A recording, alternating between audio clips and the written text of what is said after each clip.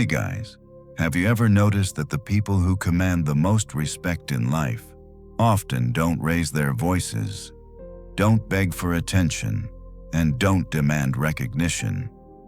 Instead, they move through the world with a quiet strength. Their presence speaks louder than their words. Now here's the truth. Most people don't want to admit disrespect will happen. Someone will interrupt you mid-sentence. Someone will mock you with a careless joke.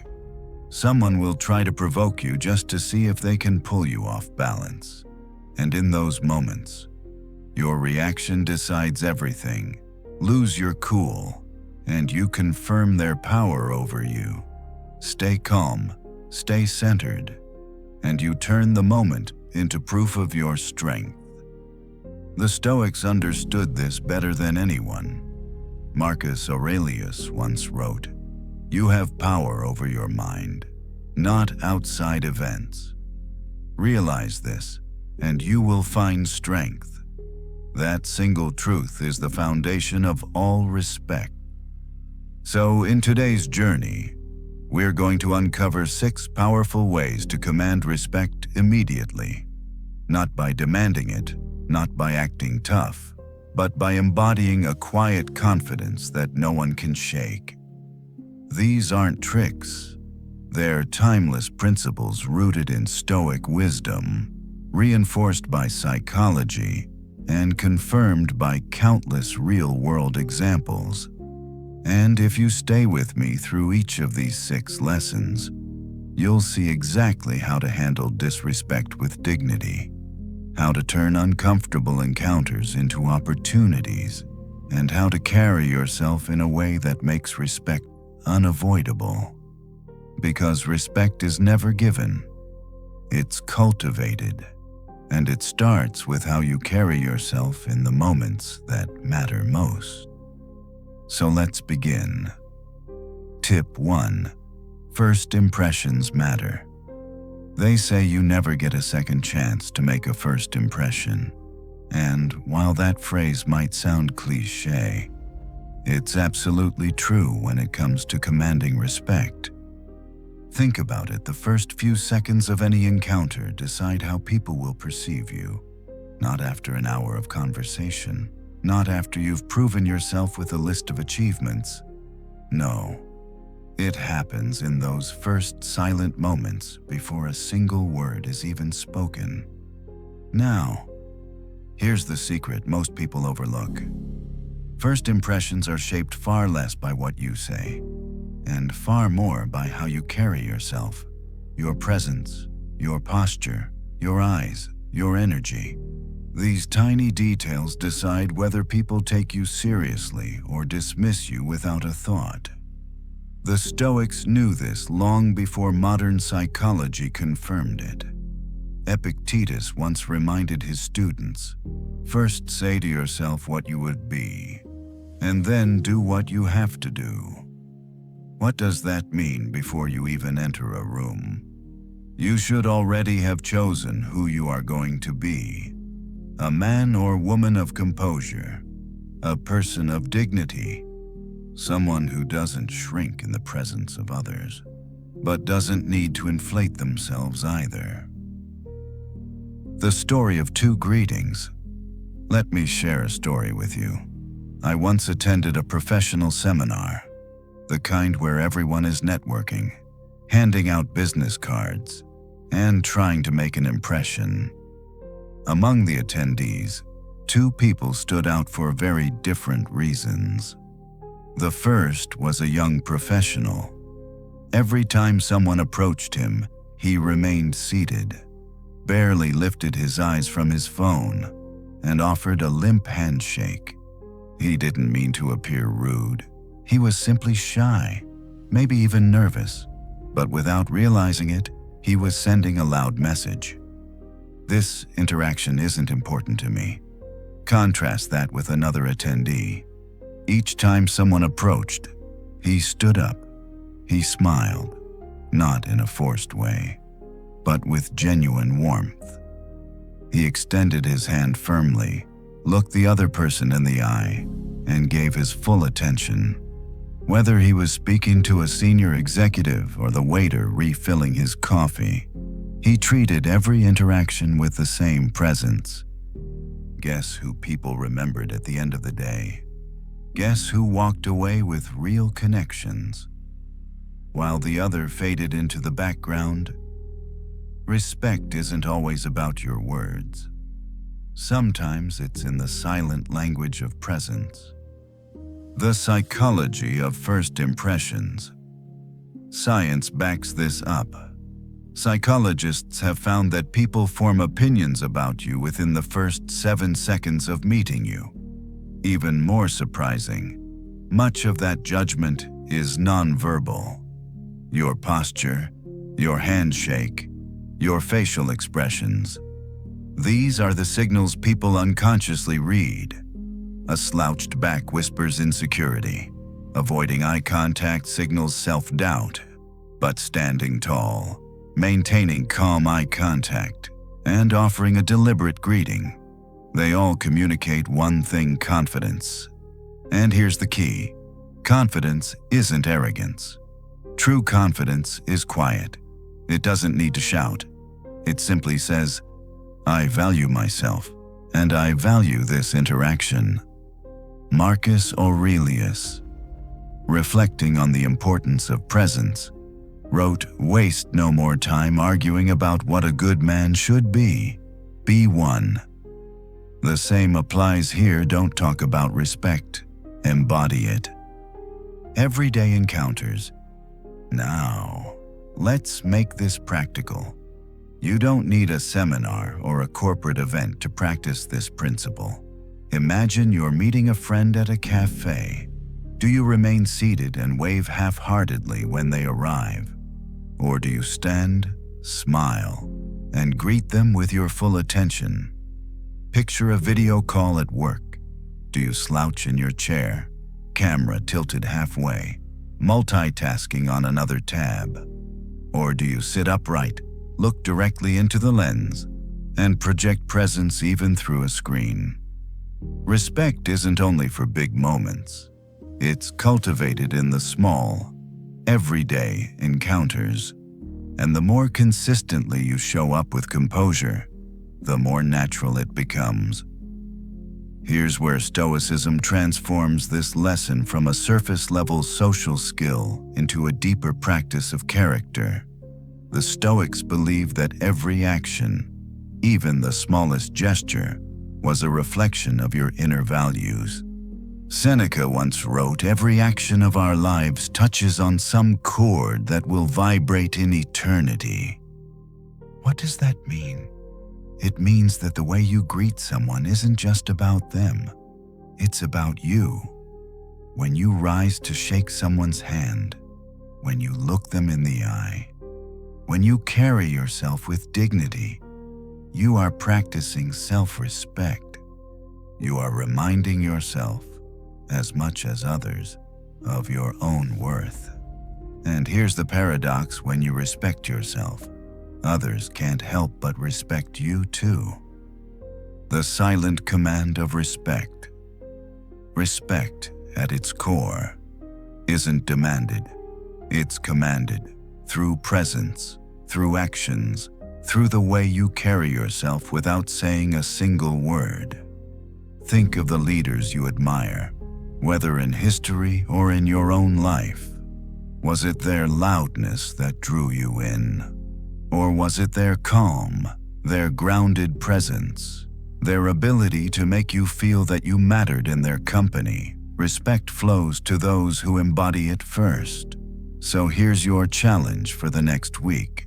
Pay attention to your greetings. Every handshake, every eye contact, every small exchange. Ask yourself, am I showing up with dignity? Am I fully present? Or am I letting small habits, slouching, avoiding eye contact, staying seated, send the wrong message? And remember this, it's not about theatrics. You don't need to act larger than life. In fact, overcompensating often backfires. The Stoic way is quiet, steady, deliberate, the kind of presence that says, I know who I am. I respect myself, and I extend that respect to you. Marcus Aurelius once reflected, the soul becomes dyed with the color of its thoughts. Your presence, your first impression, is the outward dye of your inner thoughts. If your mind is centered, confident, and respectful, your presence will radiate that truth without you needing to say a word. So the next time you meet someone, rise to the occasion, literally. Stand tall, look them in the eye. Let your presence speak before your words ever do. Because first impressions aren't just about them, they're about you. They are a declaration of your self-respect. And when you master that, you'll find that respect from others follows naturally. Tip 2. Handle interruptions with calm authority.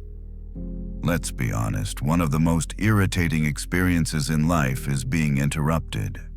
You're in the middle of sharing a thought, telling a story, or making an important point, and suddenly, someone cuts you off. Your words are shoved aside, your moment stolen, your voice drowned out. It happens at work, during family dinners, even in casual conversations with friends. And in that moment, your instinct might be to snap back, to raise your voice, or to prove your dominance. But here's the paradox: the louder you try to reclaim your voice, the weaker you often appear. The Stoics offer us another way, a path of calm authority, a way of responding that commands respect, not through aggression, but through presence. The silent power of the gaze. Picture this. You're sitting at a dinner table, sharing a story. You're in the middle of your sentence when suddenly, a relative jumps in, derailing the conversation. Everyone's attention shifts away from you. Your blood heats. Your pride aches. You feel invisible. But instead of snapping, instead of blurting out, "Can I finish?" you pause. You turn your head. You fix your eyes gently but firmly on the person who interrupted you, not in anger, not in hostility, but with steady composure. And then, silence. That silence is not weakness, it's power, it's presence. It's the unspoken message: you may have spoken, but I will not yield my dignity. What happens next is fascinating. The interrupter suddenly feels the weight of their own rudeness. They realize the room has noticed the imbalance, and almost instinctively, they back down, giving you the space to finish. You didn't raise your voice. You didn't fight. You simply stood your ground with calm authority. Why this works? Psychologists call this a nonverbal dominance display, but the Stoics understood it centuries ago. Marcus Aurelius reminded himself daily, the best revenge is not to be like your enemy. When someone interrupts you, the temptation is to become like them, loud, impatient, disrespectful. But when you resist, when you remain calm, you reveal a strength they cannot touch. Silence, paired with a firm gaze, shifts the dynamic completely. You move from being the victim of an interruption to being the silent authority in the room. People respect those who can control themselves in the face of provocation. And here's the deeper Stoic truth: you cannot control whether others will interrupt you, but you can always control your response. And in that response lies your dignity. A real-life example. I once witnessed this in a corporate meeting. A junior manager was presenting her ideas when a senior colleague interrupted, dismissing her mid-sentence. Everyone at the table expected her to shrink back, to surrender her point. Instead, she paused. She looked at him calmly, directly, and simply waited. The silence was heavy. Everyone felt it. After a moment, the senior colleague realized the awkwardness he'd created. He stumbled, stopped, and gestured for her to continue. She resumed, not with anger, but with poise. And in that moment, the respect in the room shifted. She didn't need to argue for her authority. She embodied it. So, how can you use this in your own life? Let's break it down. 1 hour. Pause before reacting. The moment you're interrupted, resist the instinct to fight back immediately. Take a breath. Create a small pause. 2. Hold the gaze. Look at the interrupter, not with hostility, but with calm steadiness. Your eyes carry more authority than your words ever could. 3. Let silence speak. Don't rush to fill the gap. Let the silence highlight their rudeness. Allow the group, the audience, or even just the other person to feel the imbalance. 4. Reclaim the floor. Gracefully. When the silence has done its work, resume with calm words. Something as simple as, "Let me pick up where I left off," is enough. Notice this is not about humiliating the other person. It's not about revenge. It's about setting a clear boundary. Respect is non-negotiable. Seneca once wrote, "He who is brave is free." In these moments, bravery doesn't look like yelling louder. It looks like holding steady when your pride is tested. It looks like refusing to let a small act of disrespect shake your entire character. By practicing this, you're not just handling interruptions. You're cultivating inner freedom. You're training yourself to stay unshaken when others try to pull you into chaos. The ripple effect. Here's the beautiful part when you handle interruptions this way. People remember, not just the interrupter, but everyone who witnessed it. They see that you're not easily rattled. They see that you can hold space without needing to dominate. They see that you carry yourself with quiet authority. And the next time you speak, they'll be less likely to cut you off. Because respect, once commanded, shapes future interactions. Here's your practice this week. The next time someone interrupts you, at work, at home, even in casual conversation, don't react immediately. Instead, pause, hold their gaze, let silence do its work, resume with calm authority. Test it once, and you'll feel the difference. Respect isn't earned through shouting matches. It's cultivated through self-control. Epictetus said it best. It's not what happens to you, but how you react to it that matters. Interruptions will happen. Disrespect will come. But your response, that is yours alone. So the next time someone cuts you off, remember you don't need to fight for your voice. You already own it. Stand firm, hold steady, and let your calm presence command the respect you deserve. Tip 3. Responding to humiliation with composure. There are few things more uncomfortable than being mocked in front of others. Maybe it's a careless joke about your past. Maybe it's a sarcastic remark about your appearance. Maybe it's a story dragged out just to get cheap laughs at your expense. In that instant, the group laughs, and you feel the spotlight burn on you, not with admiration, but with embarrassment. Most people in this moment do one of two things. They either lash out, making the room even more tense, or they shrink, pretending it doesn't matter while silently carrying the sting. But the Stoics teach us a third way, a response so disarming that it not only protects your dignity, but turns the moment against the one who tried to humiliate you. The simple strategy. Here's the strategy when someone makes a joke at your expense. Don't argue. Don't snap back. Don't laugh nervously just to smooth things over. Instead, look at them calmly and say, "I didn't catch that. Can you repeat it?" That's it. One simple question. Why does this work? Because jokes thrive on spontaneity. They rely on surprise, timing, and group energy. The moment you ask someone to repeat it, the punch loses its power. The rhythm is broken. Suddenly, they have to drag their own words back into the open, and what once sounded sharp now feels flat, awkward, and even mean-spirited. The group begins to sense it too. The laughter dies down.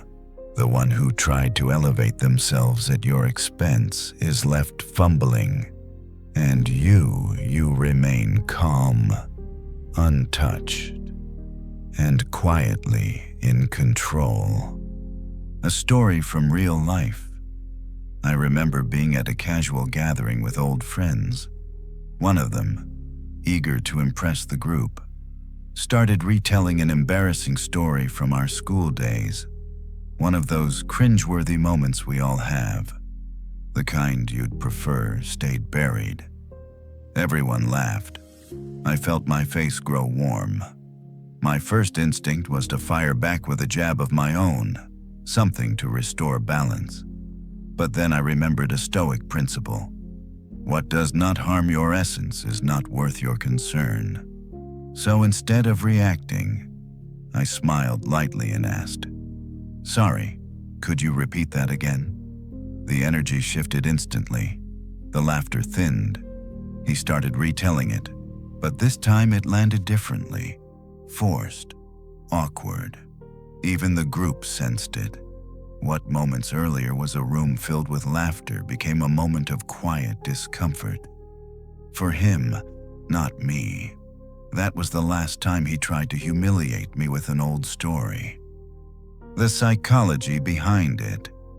This tactic works because it leverages a simple psychological truth. Humor loses power when repeated. Comedians know this instinctively. Timing and surprise are everything. Strip those away, and the joke dies. By calmly asking someone to repeat their words, you force them to confront the hollowness of what they said. Even more powerful, you show that you are unshaken. You refuse to play the role of the victim. You maintain your composure, and in doing so, you subtly flip the power dynamic. Marcus Aurelius wrote, "If it is not right, do not do it. If it is not true, do not say it." When someone mocks you, their words reveal more about their character than yours. You can't control their tongue, but you can control your dignity. Seneca added, "It is not the man who has too little, but the man who craves more that is poor." Think about it. Why do people humiliate others? Often, it's because they crave attention, approval, or validation from the group. They elevate themselves by lowering someone else.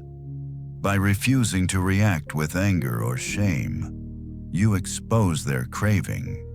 You reveal that their power was only ever borrowed from your reaction. Modern application. This isn't just about old friends or casual gatherings. The principle applies everywhere. At work, a colleague mocks your idea in a meeting. Instead of shrinking, you calmly ask, "Could you explain that again?"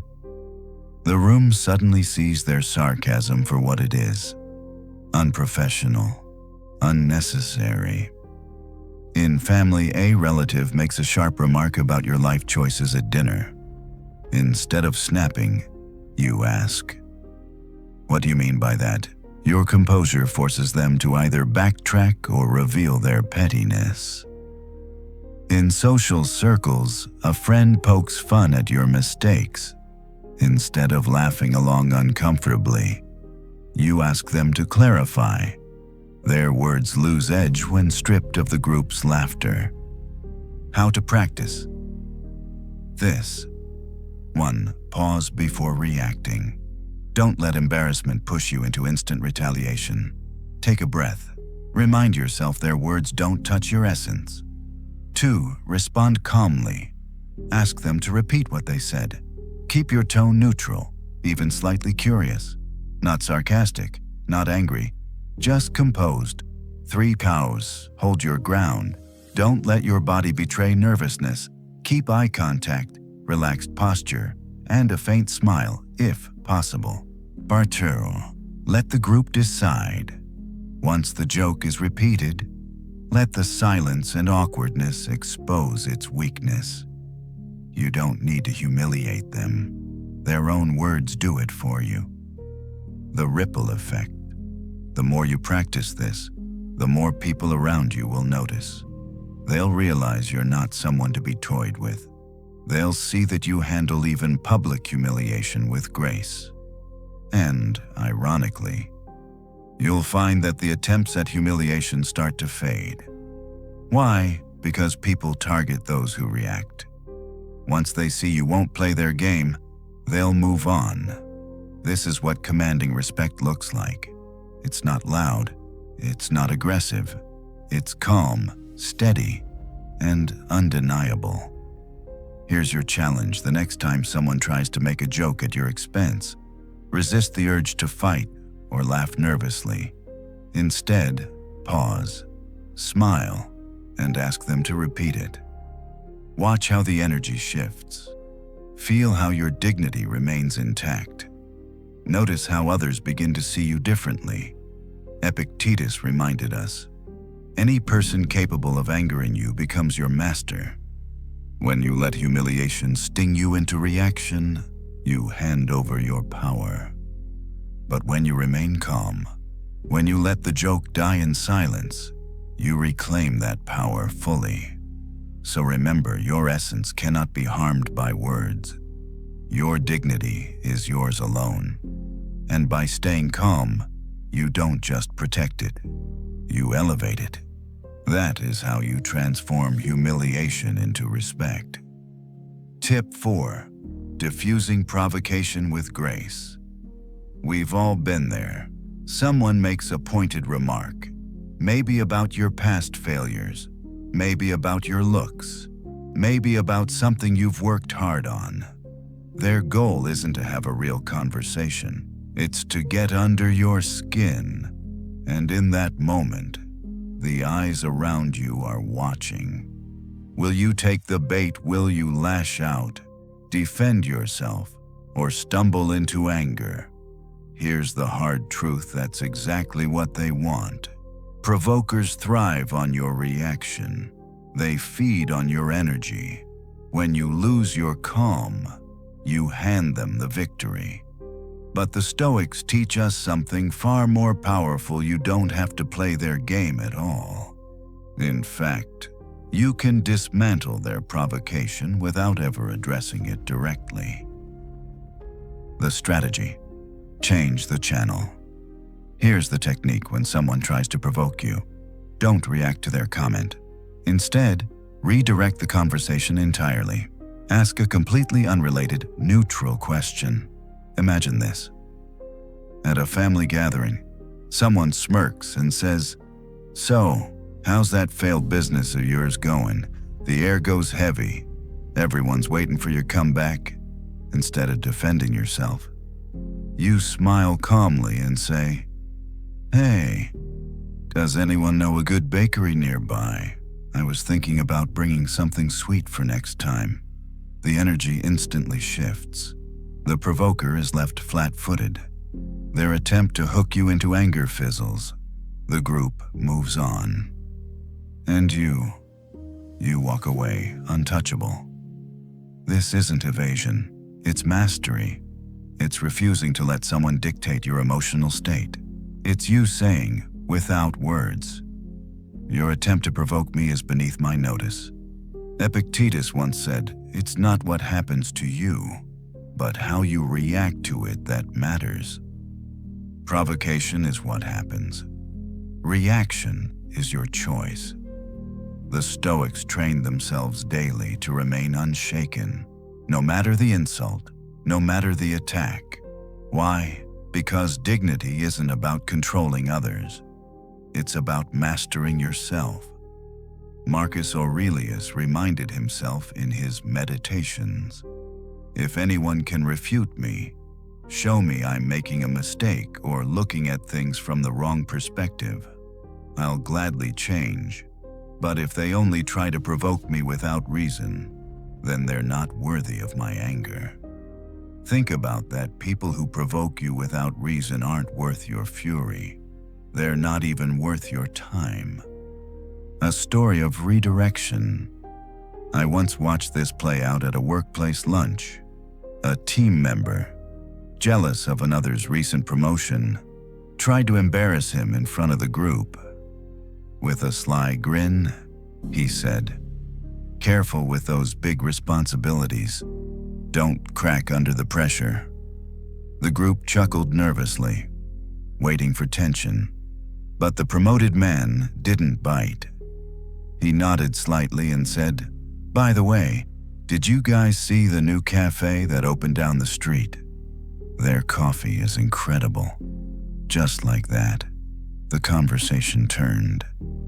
Everyone started talking about the cafe. The instigator sat there, invisible, their barb lost in the wind. That's the brilliance of this approach. You don't fight fire with fire.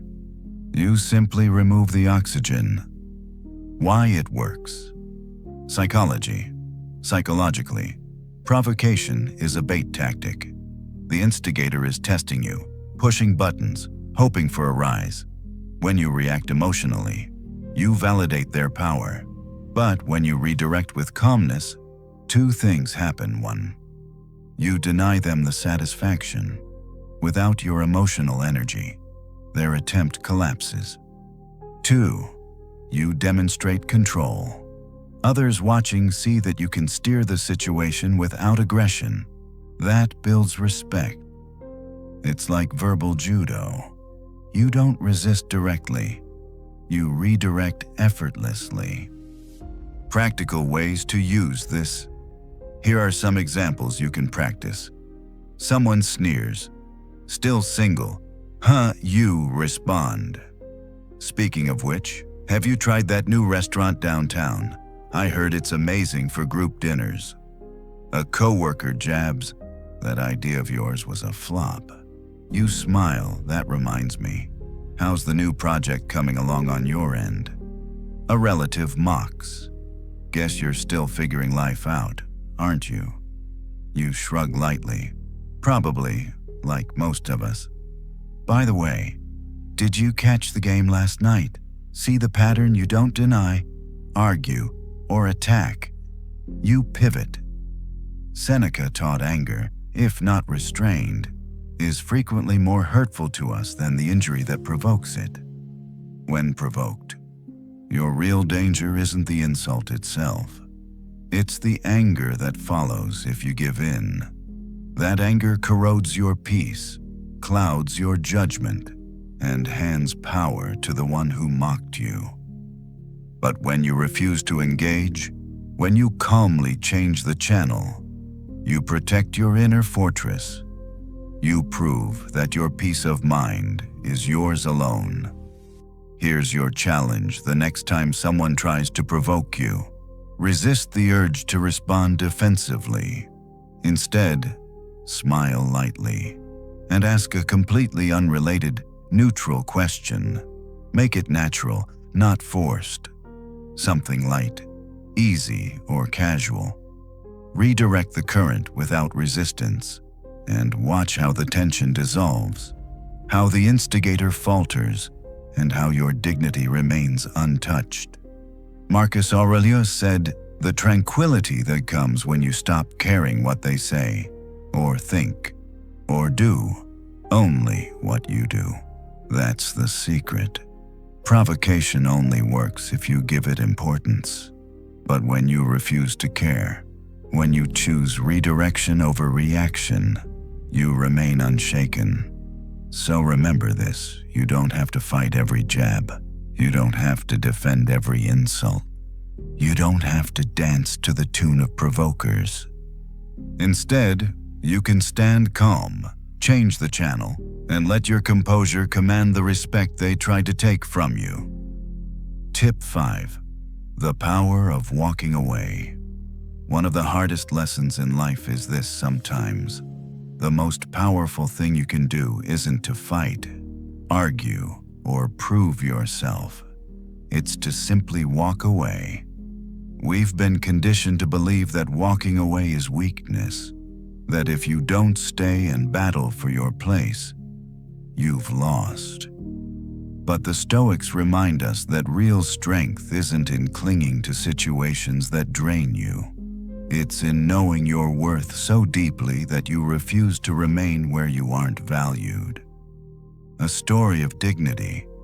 Let me share the story of Sarah. She was an incredibly talented creative professional. She poured her energy, ideas, and soul into her work. But her manager, perhaps threatened by her brilliance, mocked her in meetings, dismissed her contributions, and constantly undermined her. At first, Sarah tried harder. She stayed late, doubled her effort, hoping her work would finally earn recognition. But nothing changed. The disrespect became routine. Then one day, during yet another meeting, her idea was brushed aside without a second thought. Sarah paused, closed her laptop, stood up calmly, and said, "I'd rather put my energy where it's valued." And she walked out. No shouting, no drama, just quiet strength. That same week, she resigned. Months later, she joined another company where her talents weren't just acknowledged, they were celebrated. She thrived, and the people who once disrespected her were left realizing they had lost someone they couldn't replace. Walking away isn't escape, it's mastery. Marcus Aurelius wrote, "You have power over your mind, not outside events. Realize this, and you will find strength. You can't force others to respect you. You can't control their opinions, their behavior, their smallness, but you can control where you place your energy. And if that means walking away from people, places, or situations that erode your dignity, then you're exercising the highest form of self-respect." Seneca put it bluntly, "It is not that we have a short time to live, but that we waste much of it." How much of your life are you wasting in environments where you're belittled? How much of your energy is consumed by trying to win over those who refuse to see your worth? Why walking away? Commands. Respect. Here's the paradox: when you refuse to beg for respect and instead choose to leave, you often gain more respect than if you had stayed and fought. Why? Because walking away communicates boundaries. It says, "I know my value. I refuse to let you treat me as less. I would rather be alone or start over than remain here diminished." People may not admit it at first, but they always recognize strength when someone sets a line and lives by it. This isn't just about jobs. Walking away applies everywhere. Relationships. If someone repeatedly disrespects you, mocks your dreams, or belittles your essence, staying only teaches them that you'll tolerate it. Walking away teaches them you won't. Friendships. A friend who constantly takes but never gives back, who only calls when they need something. Why pour your energy into soil that refuses to grow anything in return? Social circles. If you're always the punchline, the one overlooked, the one excluded, it's not weakness to leave, it's clarity. Every act of walking away creates space for something better to enter. A historical perspective. The Stoics themselves practiced this. Epictetus, born a slave, understood disrespect in its harshest form. Yet even he knew that the chains on his body could never chain his mind. His dignity lay not in what others allowed him, but in how he chose to live. When he later became a teacher of philosophy, he taught his students freedom is the right to live as we wish. That includes the freedom to step away from what diminishes us. The inner battle. Of course, walking away is not easy. There's fear. What if I can't find better? There's guilt. What if I'm overreacting? There's doubt. What if staying is safer than leaving? But remember, fear, guilt, and doubt are exactly what keep people trapped in disrespectful environments. The Stoic path demands courage. The courage to value your peace above other people's approval. How to practice walking away. 1. Recognize the pattern. Notice when disrespect is no longer occasional but constant. One joke can be ignored, but a pattern reveals truth. 2. Pause before deciding. Don't storm out in anger. Reflect. Ask yourself, is this environment aligned with my values? Does staying here honor my self-respect? 3. Choose quiet strength.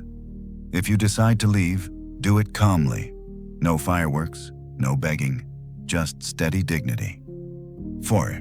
Redirect your energy. Walking away is not the end. It's redirection. Invest your energy where it grows, whether in new relationships, new jobs, or new pursuits. The ripple effect. When you walk away with calmness, people notice. They may not say it out loud, but deep down, they admire the strength it took. Some will even regret how they treated you. But here's the beauty by then. You won't need their respect. You'll already have reclaimed it for yourself. A challenge for you. Think about one area of your life where you're staying despite being consistently disrespected. Ask yourself, if I respected myself fully, would I remain here? If the answer is no, then you know what the Stoics would say. Your duty is not to beg others for respect, but to embody it by setting your boundaries, even if that means walking away. Marcus Aurelius reminded himself daily, if you are pained by external things, it is not they that disturb you, but your own judgment of them. And it is in your power to wipe out that judgment now. Walking away is not weakness. It's judgment made clear. It's courage made visible. It's the quiet announcement, I am worth more than this. And when you live like that, you'll find that the world eventually gives respect to those who first gave it to themselves. Tip 6. Self-respect. The root of all respect. There's a universal truth we often forget. No one can truly respect you until you respect yourself. Think about it. Every boundary you set, every tone you use, every gesture, every silence. It all comes from one source: how much you value yourself. If you don't believe in your own worth, you'll tolerate disrespect. You'll accept less than you deserve, and you'll constantly fight to be seen. But when you carry deep self-respect, you don't need to demand it from others. It radiates naturally. The Stoics understood this better than anyone. Marcus Aurelius wrote, "Very little is needed to make a happy life. It is all within yourself, in your way of thinking." Respect, too, begins within yourself, in how you think, how you carry yourself, and how you live. The hidden foundation. Imagine a towering building. On the surface, people admire the height, the windows, the design. But what truly keeps it standing is the foundation below the ground. Self-respect is that foundation. Without it, everything collapses. With it, everything stands tall, even when storms rage. When you respect yourself, you set standards. You decide what treatment you will and won't accept. You protect your time instead of letting others waste it. You speak with honesty instead of silencing your own voice. You walk into a room knowing you don't need approval to prove your worth. Others sense this instinctively. They see it in your posture, your decisions, your boundaries. They respect you because you respect yourself first. A story of transformation. Let me tell you about David. For years, he was the guy everyone leaned on, but also the guy everyone took for granted. At work, he stayed late covering for others. In friendships, he always paid the bill. In relationships, he gave endlessly but rarely received. He told himself this was kindness, but deep down, he felt invisible. One evening, drained after yet another day of being overlooked, David stumbled upon Seneca's words, "If you would be loved, love yourself." Something clicked. He realized he wasn't being kind. He was being compliant. He wasn't respected because he didn't respect himself enough to set limits. So he changed. He stopped saying yes to everything. He began protecting his time. He demanded reciprocity in his relationships, not with anger, but with quiet clarity. At first, people resisted. Some even left. But those who remained treated him differently. They valued his presence because he valued it himself. David didn't just gain respect from others, he finally gained it from himself. Epictetus taught no man is free who is not master of himself. Self-respect is self-mastery. It's knowing that your value is not up for negotiation. It's not measured by other people's opinions, their laughter, or their approval. It is intrinsic, untouchable, yours alone. The Stoics reminded themselves daily that external validation is fleeting. Today they praise you, tomorrow they criticize you, but your self-respect, that's eternal if you guard it. Application. So how do you practice self-respect in daily life? At work, don't let others take credit for your efforts. Speak up for yourself, not arrogantly, but with calm clarity. In relationships, don't beg for attention. Don't tolerate constant disrespect. Show that you value yourself, and others will value you too. In your habits, self-respect isn't only external, it's internal. Keep promises to yourself. Take care of your body. Honor your word. When you do, your confidence grows. Self-respect is visible in the small choices you make every day. The psychology of self-respect. Psychologists call this self-concept, the way you view yourself. When your self-concept is strong, people mirror it back to you. If you see yourself as valuable, others usually treat you that way. If you see yourself as disposable, others unconsciously pick up on that too. This is why commanding respect starts with a mirror. You must first decide I am worth respecting, and then live every day as if it's true. A Stoic exercise. Here's a simple Stoic-inspired exercise you can do each morning. 1. Stand in front of a mirror. 2.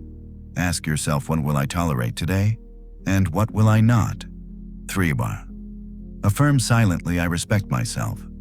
Therefore, I will live with dignity. This may sound simple, even cliché, but repetition rewires the mind. Over time, you train yourself to live with boundaries, clarity, and self-respect. And as you do, You'll notice others begin treating you differently because you've taught them how to. The ripple effect. When you respect yourself, you change the entire dynamic of your life. People who once disrespected you either adjust or they fade away. Opportunities begin to appear because confidence draws them in. Even your inner peace deepens because you're no longer chained to the approval of others. Marcus Aurelius put it beautifully. The happiness of your life depends upon the quality of your thoughts. When your thoughts honor your worth, your life follows. Here's your challenge. Spend this week practicing one act of self-respect each day. Say no when something violates your boundaries. Speak honestly instead of shrinking. Protect 1 hour for yourself without guilt. Choose actions that affirm your dignity. Then reflect each night. Did I live today as someone I respect? Respect from others is never guaranteed. People may misunderstand you, mock you, or underestimate you. But the one respect that no one can take away is the respect you give yourself. So remember, this respect doesn't begin out there. It begins in here, in your mind, your choices, your values. When you cultivate self-respect, the world mirrors it back. When you embody dignity, people recognize it. When you live with boundaries, people honor them. That's the final truth of commanding respect. It isn't about demanding it from others. It's about living in such a way that you cannot help but command it. Because the root of all respect is the one you show yourself. And so, we arrive at the quiet end of this journey together. We've walked through 6 powerful truths, each one a reminder that respect is not something to be demanded, but something to be lived. From the firmness of a first impression, to the calm gaze that silences interruptions, from the dignity of staying unshaken in the face of humiliation, to the graceful art of diffusing provocation, from the courage of walking away, to the deepest truth of all, that self-respect is the foundation of every respect you'll ever receive. Take a moment now, breathe slowly, and let these lessons settle inside you. Imagine yourself carrying them into tomorrow, into the quiet details of your day, the way you greet someone, the way you hold your silence, the way you guard your peace. These small actions are not small at all. They are signals, quiet flames, that tell the world I know my worth. And as you live this way, notice how the world begins to respond differently. Notice how the noise softens, how people listen, how dignity follows wherever you walk. If tonight's words touched something within you, I invite you to join this community of seekers. You can subscribe channel, you can leave a gentle comment, perhaps even share the simple words I choose respect. Let that be your quiet affirmation. And now, let the lights dim. Let the mind grow still. Carry with you the strength of calmness and the unshakable truth of your own worth. Good night, and remain unshaken. Sweet dreams.